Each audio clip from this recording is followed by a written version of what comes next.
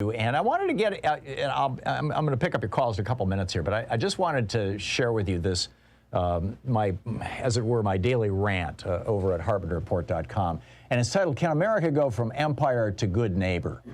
And in a way, this kind of, backstops the conversation with Julio because, France, by mandating vaccines in order to basically participate in French civic life, is being a good neighbor to all the countries around them in slowing down and ultimately, hopefully, stopping the spread of this virus. The more rapidly it spreads, the more frequently it will mutate, and the more frequently those mutations are going to get really, really nasty and able to get around vaccines and things. But we have had, but this goes way beyond just the vaccine. We in the United States have this long history, and we talked about this somewhat with Greg Palast, was it yesterday or the day before, about the history of Haiti, where, finally they elected a priest, Jean-Baptiste Aristide, who was, a liberation theologist who wanted to run the country for the people rather than for basically the billionaires, the autocrats, the kleptocrats. And what did we do? We set him up to get overthrown. And I really think that we need to be rethinking our whole concept of foreign aid and our involvement in foreign countries. I mean, the modern era of this started after World War II with the Marshall Plan. And with the Marshall Plan, we did in Germany the exact opposite of what we did in Iraq and Afghanistan.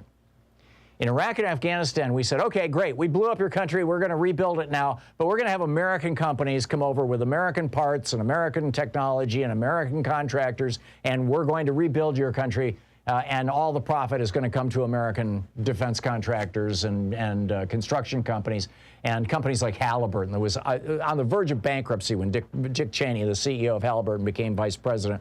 And now, Halliburton is fabulously rich, as is Dick Cheney as a consequence of that.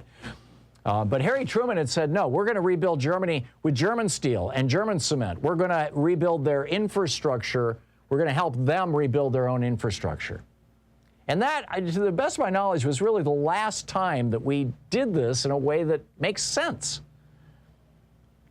And I mean, there's just, that was in the 40s.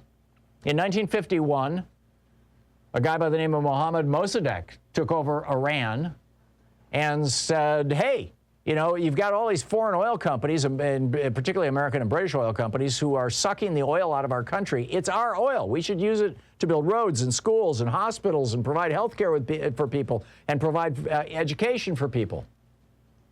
And he kicked out the foreign companies. What was our response? The U.S. CIA and British intelligence got together and organized a coup against Mossadegh and installed the Shah. Within 1 year, the Shah had given away 40% of the oil fields in Iran to American companies. A bunch of American companies and a bunch of American families associated with those companies got insanely rich. And, well, we see how it worked out for Iran, right?